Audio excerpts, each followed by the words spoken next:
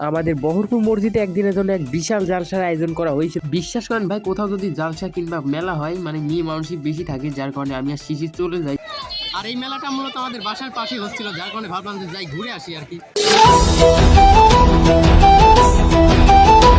আমাদের বহরপুর মসজিদে একদিনের জন্য এক বিশাল জালসার আয়োজন করা হয়েছিল, যার কারণে আমি আর শিশির চলে গিয়েছিলাম ওইখানে। আর এই জালসার আয়োজনটা করা হয়েছিল আমাদের বহরপুর মোড় থেকে একটু ভেতরে।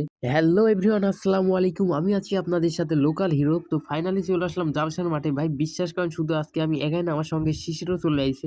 বিশ্বাস করেন ভাই, কোথাও যদি জালসা কিংবা মেলা হয় মানে মেয়ে মানুষই বেশি থাকে, যার কারণে আমি আর শিশির চলে যাই সেইখানে মেয়ে দেখার জন্য। ये बात है।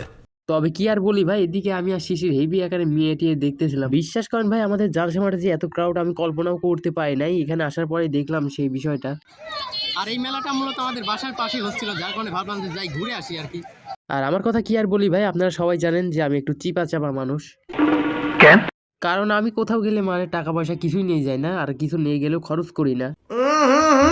राजा जी अपनी शक्तियों का पूरा इस्तेमाल कर रहे हो। বাদ দেন ভাই আমার কথা, আমি একটু কিপটামো বেশি করতে যাই। আজকে একটু বাস খেয়ে গেলাম। अच्छा।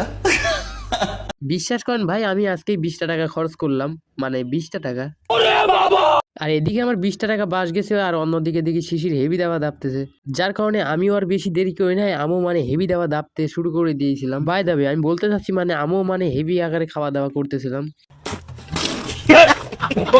দেন আমরা খাওয়া দাওয়া শেষ করে ইমরানের সঙ্গে দেখা হয়ে যায়। মানে ইমরানও মানে এখানে হেভি পোস্ট পাস নিয়ে আইছিল আর কি। अच्छा তারপরে আমি আর শিশির খাওয়া দাওয়া শেষ করে একটু মেয়েদের সামগ্রী দেখতে গিয়েছিলাম ভাই। কিন্তু দুঃখের কথা কি আর বলি, মানে এইখানে যাবার কোনো পরিবেশ নেই। আপনারা দেখতে পারতেছেন মেয়েদের যা ভিড় ভাই, এর ভিতর ঢোকাই একেবারে মুশকিল। বিশ্বাস করেন ভাই, ওইখানে অনেক মেয়ে মানুষ ছিল, যার কারণে একটু ঠেলাঠেলি করে ভিতরে ঢুকে পড়ি, মানে ঠেলাঠেলি আর কি। কি আরে বলুন কি থুক করি বাবুল চাচা, আমি বলতে চাচ্ছিলাম ওখানে অনেক মেয়ে মানুষের ভিড় ছিল, যার কারণে একটু চিপা চাপা দিয়ে ঢুকে পড়ি ভিডিও করার জন্য। তো যাই হোক ভাই, আজকের ভিডিওটা আমি নিয়ে পর্যন্তই ছিল। ভালো লাগলে লাইক কমেন্ট শেয়ার করবেন। দেখা হচ্ছে কোনো এক নতুন ভিডিওতে। সে পর্যন্ত সবাই ভালো থাকবেন, সুস্থ থাকবেন, নিজের খেয়াল রাখবেন। আল্লাহ হাফেজ।